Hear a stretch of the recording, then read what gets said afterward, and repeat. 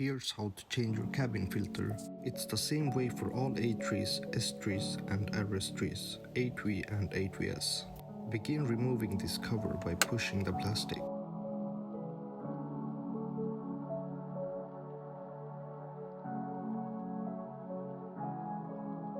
Use a plier to push the locks down.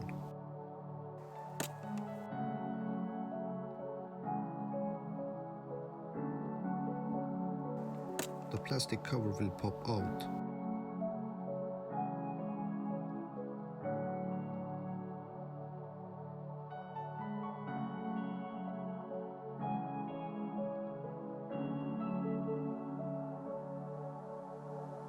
The upper one is the new one.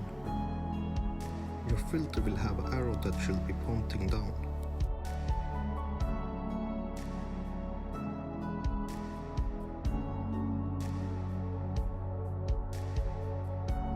Put back the plastics and you are done.